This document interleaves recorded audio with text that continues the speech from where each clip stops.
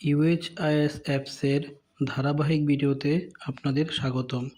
আজকের ভিডিওতে আমরা দেখব কিভাবে খানার তালিকা হতে ফিল্টারের মাধ্যমে একজন অ্যাসেস নির্বাচন করে উক্ত অ্যাসেসের কর্ম এলাকার কোনো একটি খানা খুঁজে বের করে উক্ত খানার কোনো একজন গর্ভবতী মায়ের এএনসি সেবা প্রদান করা যায়। এজন্য আমরা খানা তালিকাতে প্রবেশ করব।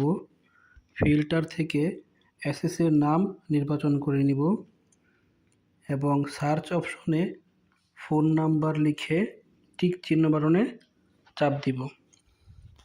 খানা প্রধানের নাম আসলে নামের উপর ট্যাপ করব এবং সদস্য খুঁজে বের করব।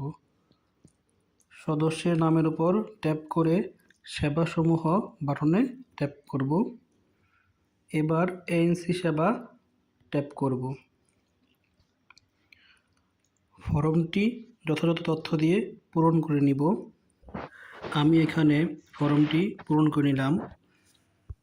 এবার জমা দিনে ট্যাপ করুন। মূল্যায়নের ফলাফল এবং রেফারেল স্বাস্থ্যকেন্দ্র ও ফলো আপের ডেট নির্বাচন করে সম্পূর্ণ বাটনে ট্যাপ করুন।